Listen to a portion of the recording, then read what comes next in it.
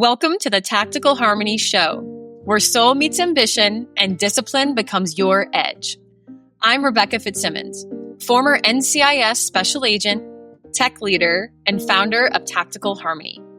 Over the last 20 years on a global scale, I've cracked the code on why some leaders burn out while others break through.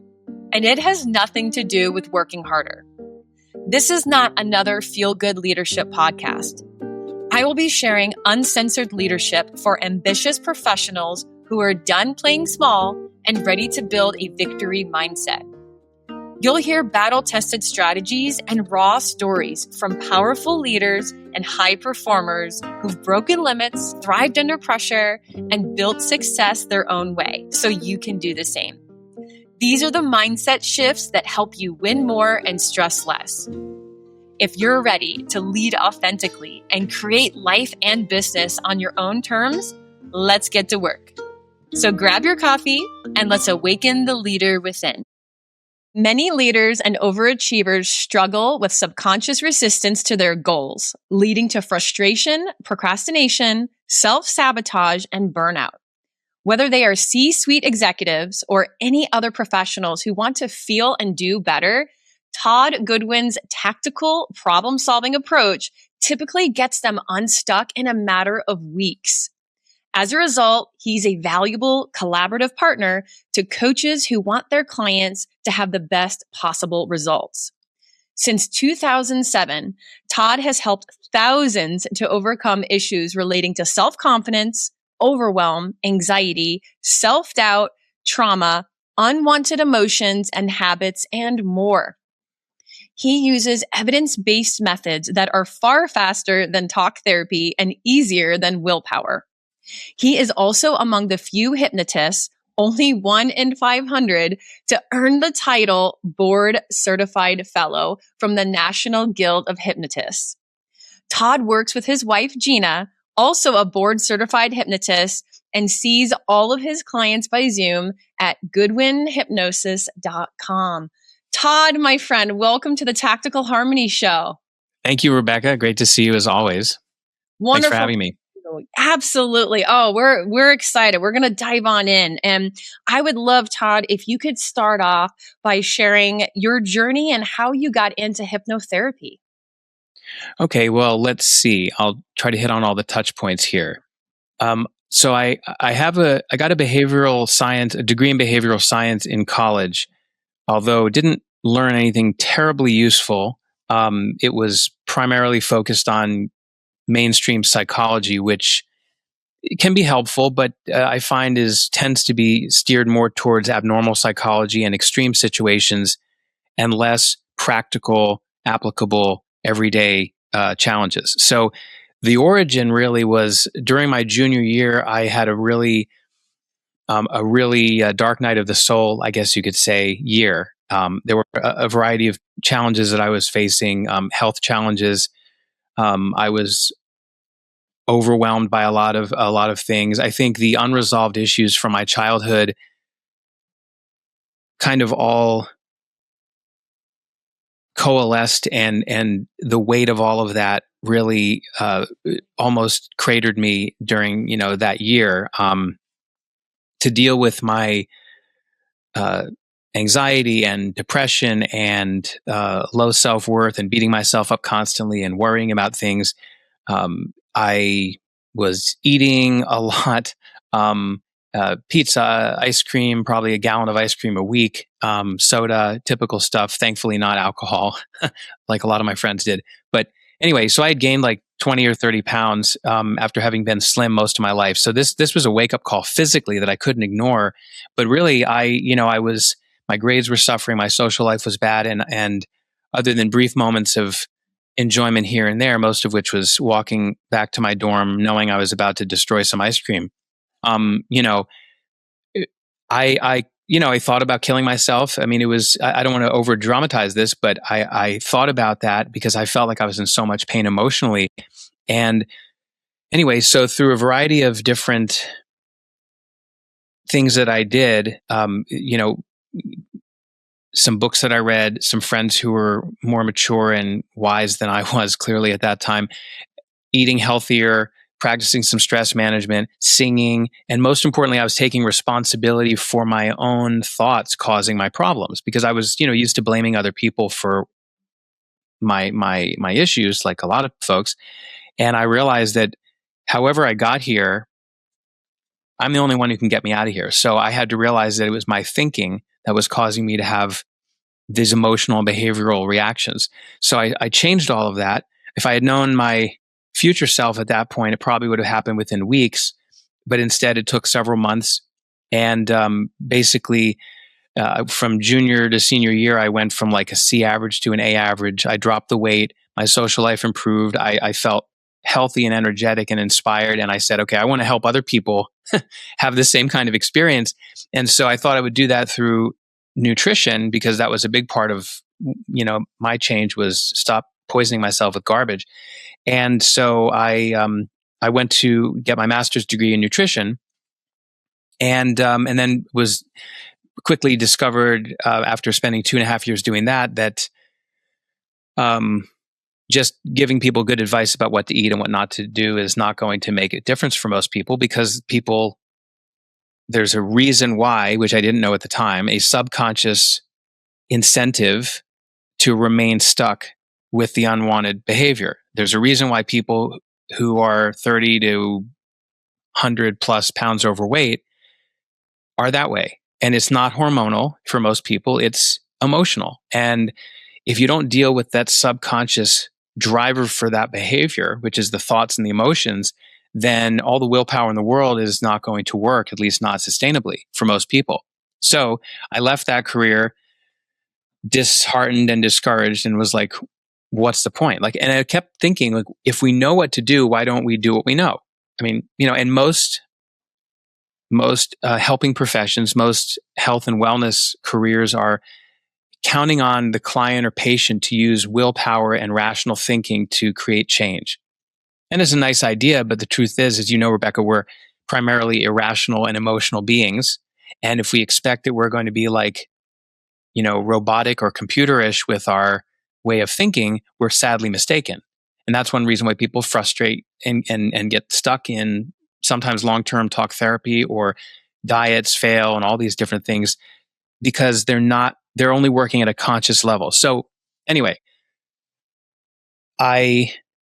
several years later, after being out of the wellness field, I found that the most effective way of changing the subconscious pattern is hypnosis and neurolinguistic programming, which is related to it, and a few other things. And so I said, okay, I want to learn that, because I still feel like I want to help other people, even though I didn't use that for my own transformation. It would have made it much easier. So I found a mentor. I took some courses, became certified, which is how it works in my field. It's not a university-based program, and opened my practice in Miami Beach in 2007, and been in practice since then. So it started off, that's how I got into it, because I wanted to actually make a difference, and do so in an efficient, effective way. And what a difference that you make in the world. Okay. I have so many questions for you. We'll set the subconscious mind over here, although that might be part of the answer to this next question I have. But I want to start by asking you, Todd, the importance and the impact of childhood experiences. And I know you kind of referenced this in your own journey with unresolved childhood issues. And I see this so many times in my own coaching practice. Can you walk us through, in your experience and through your expertise, why what happens in your childhood matters to who you marry in life, your relationship with money, how you show up as a human and a professional? Can you please answer that question? Yeah, that's a good question. I actually don't think, in all the interviews I've done, I don't think anyone's ever asked me that question like that. So, okay. So first of all, let me just briefly say that the subconscious mind it's a concept. So it involves certain regions of the brain, but just conceptually, the simple way to look at it is our mind has two parts, a conscious mind and a subconscious mind. If you think of an iceberg, that's a good way to picture it. The part that you see is the conscious mind. It's a small fraction of the overall iceberg. And it's the part that you might try to steer around. But the Titanic didn't sink because it hit the visible part. It hit the invisible part below the water. That's the subconscious. So our conscious mind is rational and logical and long-term thinking. So analytical, problem solving, and the things that we have voluntary control over is our conscious mind. And that's also good for setting goals. So with your clients, setting long-term goals or strategy, or intentionally doing things like willpower is all conscious related. Now that's important, but most of what we do and most of what we think, feel comes from our subconscious. Vastly more powerful. It runs almost everything that goes on. It's irrational, emotional, and thinks short term. Its primary concern is about self-preservation or self-protection, and also feeling good. So that's why when there's a certain challenge, we might feel fear, anxiety, stress, overwhelm. Those are all just, panic. Those are different forms of fear because we perceive subconsciously that there's a threat. It doesn't mean there is a threat, but we perceive there's a threat. And that can be informed, I'll get to in a minute, the childhood experiences. So if we perceive a threat to our sense of self and our ego, then we can develop fear, which often can show up in social anxiety or fear of public speaking or fear of rejection, that kind of thing. It can be a perceived physical threat to our actual health or safety. And that is often something where people would get claustrophobia or fear of flying or that kind of thing. So, or fear of heights or fear of snakes. So these are things where our subconscious perceives a threat and then creates the emotional response of fear, the physiological and hormonal response of adrenaline and cortisol and all of those things. And then the behavior is either let's avoid those situations in the future to be safe or just escape from them if we're in them. And again, I want to underscore that this does not mean that it's accurate. It just means it's a perception. We respond to our perceptions, not to reality. So the more aligned our perceptions are to reality, the more grounded we can be. And the more disconnected they are, the more triggered we're going to be and react disproportionately to what's actually going on. So that's fear. And then the other side is cravings for junk food or addictive or compulsive behaviors. Like my example was, ice cream and food. For some people, it's alcohol or doom scrolling or porn or gambling or shopping or you name it, smoking. And all of those behaviors are appealing to the subconscious because temporarily they make us feel better, either through distraction or comfort or dopamine signaling, whatever the case is. Those things make us feel good in the short term. They don't change anything, which is why people get hooked and they have to keep doing it. So those are short-term solutions to a persistent problem. The subconscious is not the devil. It's not our enemy. It's our friend, but it's governing short-term needs. So we judge it consciously and say, God, I'm such an idiot. Why do I keep doing that? I've just gained another pound just to feel good for a half hour. I'm so stupid. Well, the more we feel guilty and ashamed, the more we need to do something to feel good, and then the cycle repeats. So anyway, the subconscious is, if we feel bad, it says, what can we do to feel good? And then it finds a behavior or a chemical. If it perceives we're in danger, it says, how can I be safe? And that's really what it does. Everything else is just built on that. Now, the reason why childhood issues are important, and in my experience of 19 years, it's the vast majority of people, the core, the roots of the weeds that are growing in the garden of their mind, let's say, the roots are their thoughts about something that's happened to them in the past. And most of the time it is childhood or adolescent experiences. You might loosely call that trauma. Doesn't mean it's PTSD, but any emotionally distressing experience, and most people have had several of those, that we haven't effectively integrated into ourself and we haven't resolved naturally. And so those things are still running in the background like an app on your phone that you might have opened 6 months ago or 20 years ago, but you don't ever use consciously, but you never shut it off. And then you wonder why your phone's not operating as well as it could, because you probably have a dozen of those apps running And until or unless you shut them down, your phone's processor and battery is going to be in service of those things. And in a way, unresolved trauma is the same thing. And so when people as a child are imprinted negatively by some threatening experience, their subconscious, which also involves their nervous system, learns that the world is not safe. It develops a belief that says, I'm not safe, or I'm not worthy of love, or I'm not good enough. Those are chiefly the three main core beliefs that cause problems for people, simply because of what happened to them as a child.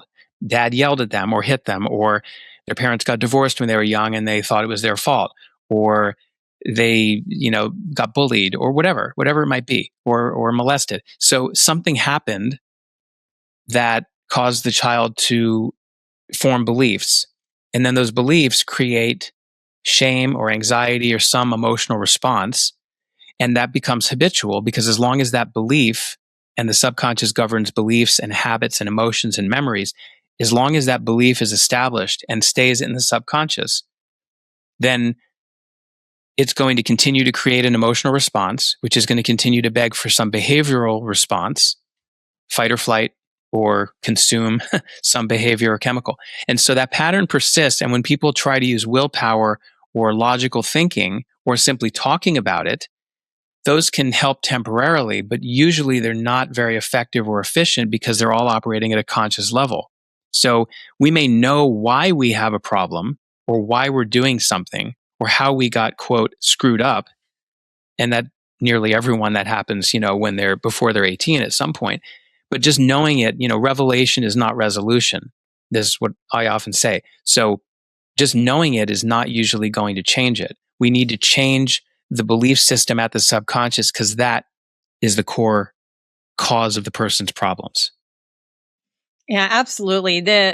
I affectionately call it the operating system, or a blueprint. And it's, overcoming that analytical mind to get into your battery, your operating system, and see what's going on. And it's work, right? It's the stuff that, you got to put your foot on the gas and kind of see what goes on. And as you referenced earlier in our conversation, Todd, it could mean the dark night of the soul. And I know very candidly and personally speaking, I've had that, and really kind of looking inward, and why am I this way? And why do I always seek perfection? Or why do I feel like I, need to control the outcome of something when I know that's not in my control, yet I'm still so darn persistent. Right. And then, this journey of really making peace with the process. And as Dr. Joe Dispenza, whom I reference quite a bit because I study meditation under him, it's the overcoming is the becoming process. And there's so much liberation and freed energy when you kind of get to that sweet spot. And as you said, the revelation, but that's not the resolution, and there's more stuff to do. So can I just, sorry to interrupt you. I realized that part of what you asked, I didn't tie it all together. So if someone grows up with the belief that I'm not safe, and then anxiety and fear in all of its forms is the logical, or is the effect of that, then they may make decisions in life, financially, career, relationship, in order to give them the illusion of safety. So they may stay in a career or a job or a relationship where they are not necessarily meeting their long-term needs. It may not be, quote, good for them. Obviously, it is providing a sense of security, so it is good for them. But even if someone's in an abusive relationship, if that person tells them, I love you, or is a warm body in the bed, or takes care of some financial needs, whatever it might be, if that person ironically feels safe with that, then they will put up with what most people from the outside will be like, why are you doing that? And so we're doing those things not because we're stupid, but because we have multiple needs on multiple levels. And if the belief I'm not safe, like in terms of who I am, or I'm not worthy of love, but someone says I love you, we're going to stick with that person. So people will often make choices in their life based on their sense of worthiness, and based on their sense of enoughness, and based on safety. And the important thing to call back what I said before, Rebecca, is that those are seldom accurate assessments of what's really going on. The things that happen to us earlier in life, and the reason I typically call out the childhood part is because it's easier to traumatize or imprint a child than it is an adult. You need to have a more objectively major thing happen as an adult for that to leave a lasting imprint. But with kids, it's much easier. So when we have those imprints, like I said, it forms beliefs. But another way to look at it is it creates a filter that we interpret information and all kinds of experiences through that filter. The filter becomes colored by our experiences, and so we can't necessarily see things clearly, and everything we go through has to pass through that filter. It's the same thing with any belief system. People who are very religious have a certain belief system. People who have certain, whatever it might be, it's not about right or wrong. It's just if someone has strong beliefs about something, the world they live in has to get through that and is colored or filtered. And so they're going to be interpreting and responding and giving meaning to something that may be very different from what someone next to them might actually interpret. So what I effectively do, simply using hypnosis and neurolinguistics and other subconscious modalities, is simply helping people unlearn these limiting or disempowering belief systems. So effectively peeling away the color that is impairing their ability to respond effectively or to see things clearly. And, that's basically, it's dehypnotizing people. Yeah, this topic has come up before. The unlearning is the learning process. And before I go to my next question, I wanted to underscore one thing, is the application of meaning that we put on something. As you said, the filter, kind of like what we're looking through, and the colors, and it's tainted. It reminds me of this, I guess you can call it an analogy, that if we have somebody that we dislike greatly, let's just say, and they're making you a cup of coffee and they accidentally put salt instead of sugar in your coffee and they give it to you, you're going to say, see, they did it on purpose because they hate me and they're just wretched, and, insert whatever colorful word you want to use. Yeah. However, let's say someone that you love and adore and admire makes you a cup of coffee and accidentally puts salt instead of sugar, and they hand you the coffee and you take a sip. You're like, oh, it was an accident. They would never, ever intentionally put salt in my coffee, right? Yeah. And I love that analogy because it applies to what you were saying so much, that, how we define and label any kind of situation or circumstance or person is going to dictate how we're showing up, how we're acting, how we're thinking, and how we're feeling. And so I always like to give that analogy because it's so true. And I know I've been guilty of that in the past. So I always like to kind of bring it to my conscious mind and keep reminding myself of that. Yeah. Okay.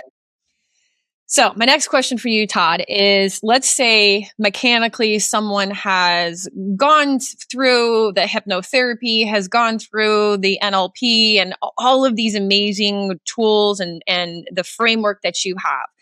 And now they're kind of being able to see the trees in the forest a little bit, right? Yep. So they're recognizing and they're starting to, the aha, the moment of reckoning. What, and this might be a loaded question, but please do your best to answer it. Sure. What is something, Todd, that they can do to start improving their lives once they realize, oh, it was that one moment or that one thing when I was a kid or a teenager, and they're like, okay, so now I'm ready to get better. I want to actually feel better and show up differently. Once they've gone through that, what is something they can start doing immediately to start to feel better? You mean after I've worked with someone, after they've done it? Yes. Well, maybe I don't fully understand the question because typically when I work with people, and Gina the same, we work with the same kind of clients and same approach. Most of our clients we see over the course of several weeks. So it's not a long-term engagement. It's very tactical and very solutions and outcome focused. So we're it's kind of like the special forces. Like we drop in, we clear whatever needs to be cleared, and then we get out, and we leave someone else to do the the nation building. We don't do that. We just go in and clear the clog, basically. But so the person usually is, during the course of the time we're working with them, and almost always by the end, certainly that's the goal, the needle has moved enough in the direction of whatever they want to accomplish to where they're feeling significantly better or more aligned or more grounded or whatever the outcome is, more adaptable, more decisive, more confident, less anxious, less reactive, less grieving or whatever it is.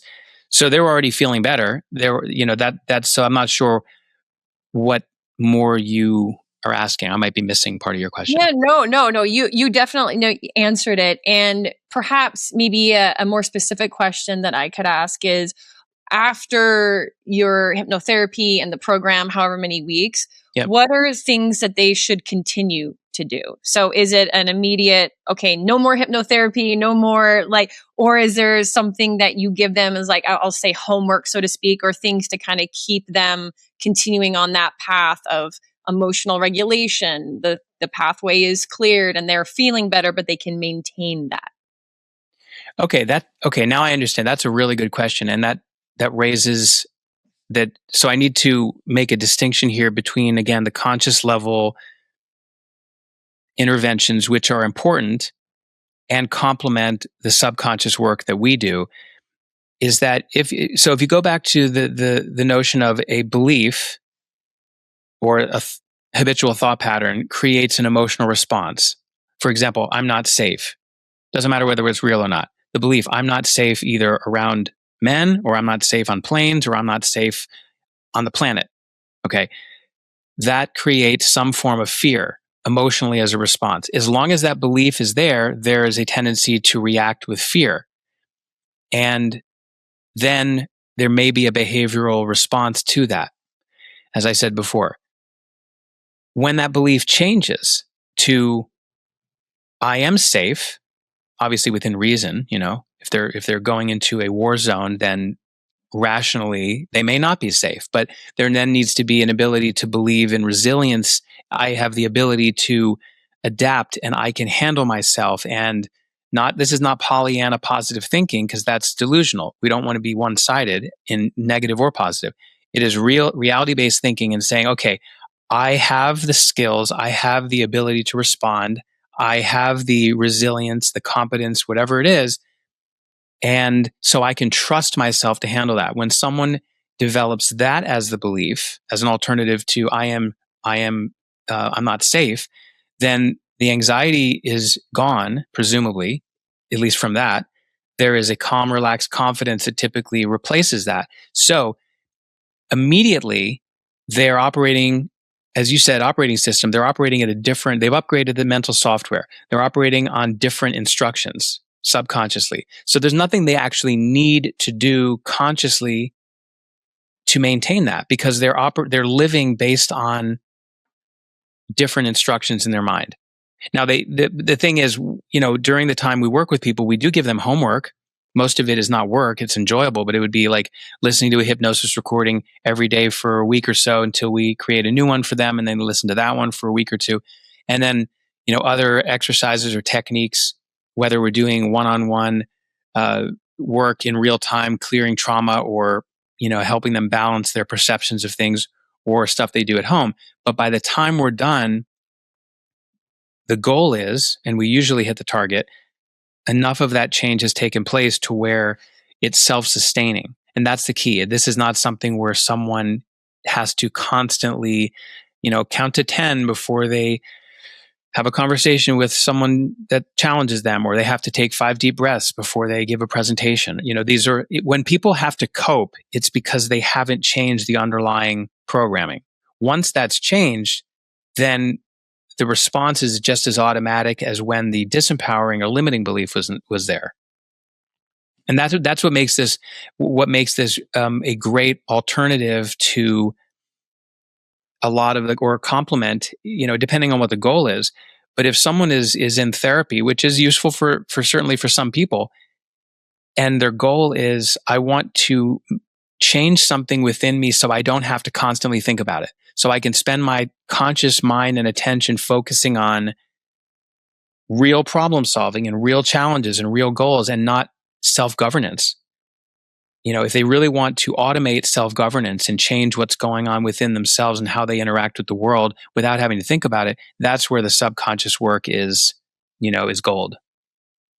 That's incredible. And I really appreciate you really highlighting that distinction, because I think for a lot of people that may not be familiar with hypnotherapy or have never done it, they could view it, and I'm not comparing it to like going to the gym, but I'll just say, hey, I have, 20 pounds I want to lose, and I go through this program at the gym, and okay, great, my program's done. So now when I'm back at the house, well, you got to keep doing stuff, right? Like you can't eat trash and not move your body, because the weight probably will come back. So I really wanted to underscore that for our audience, that when you do this, then it's everlasting. And like you said, through the program, you're immediately feeling better. So when your program is done, and I love the special forces reference, and you guys are up and out, you and Gina are up and out.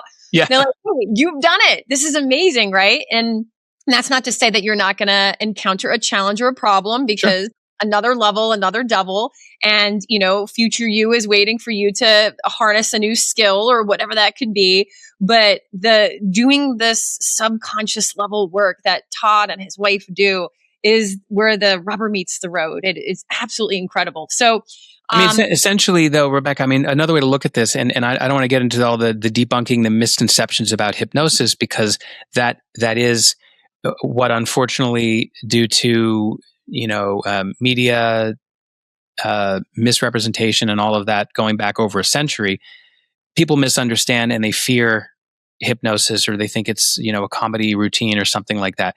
The truth is, the easiest way to think about it is hypnosis is, and using that is one of several tools we use. So that's not all we do, but hypnosis is a state of speed learning, a state of heightened receptivity.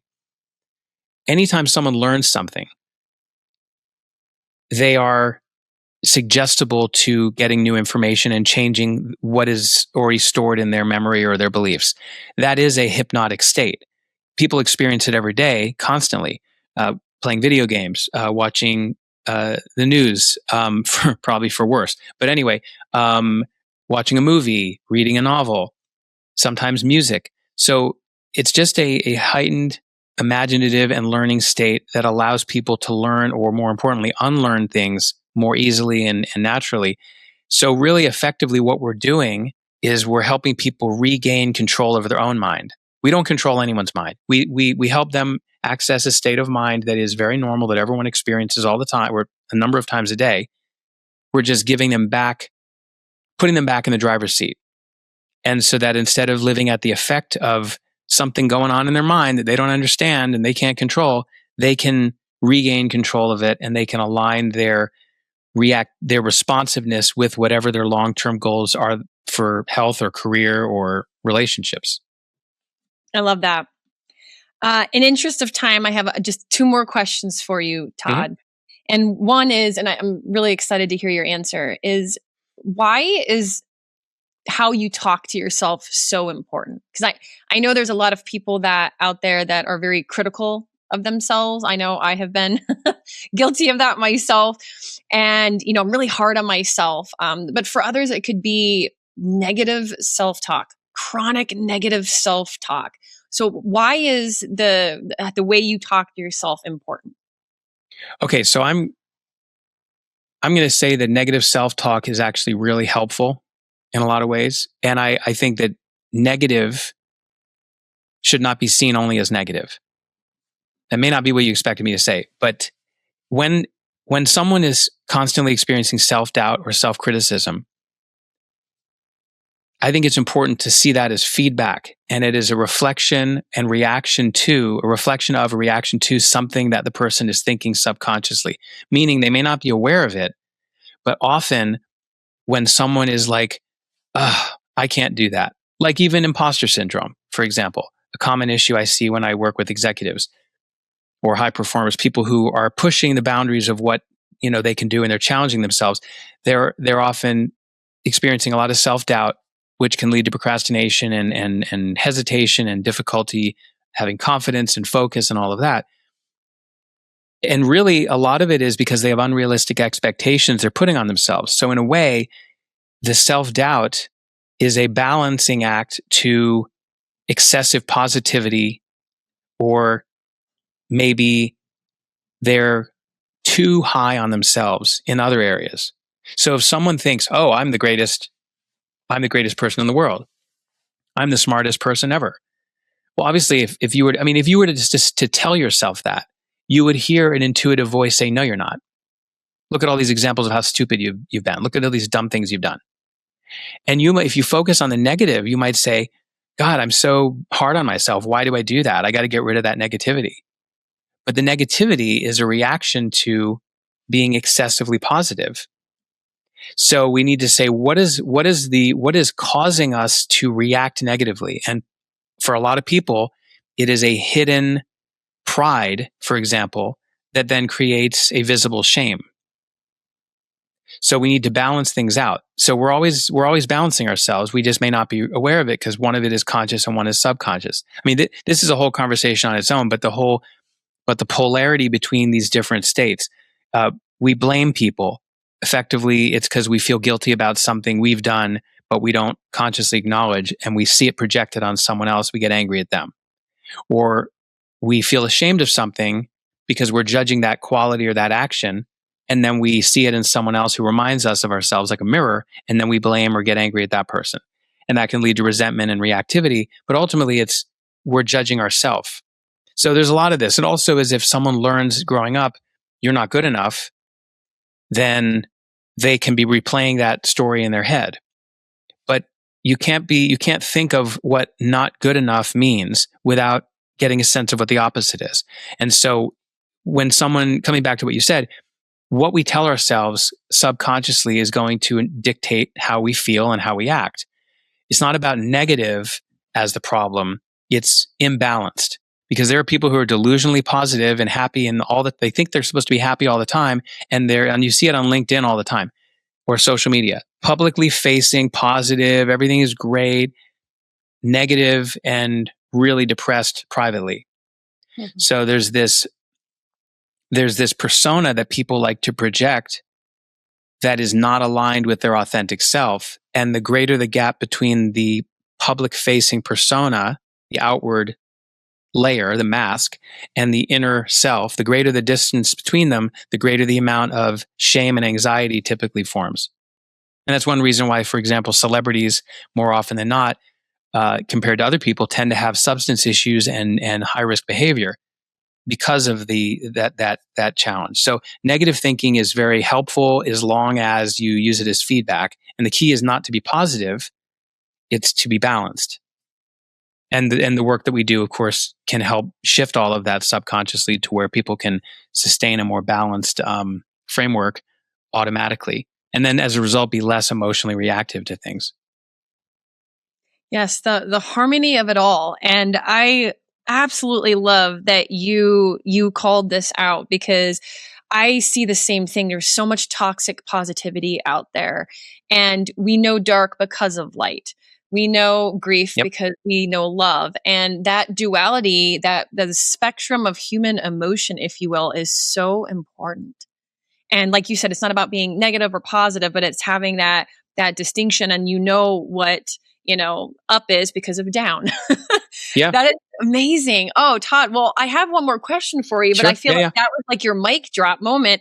I typically end our Tactical Harmony podcast with this question, which is, if no one were to listen to any part of this podcast except for this very clip, what would be one message or takeaway that you would like to leave our audience with here today?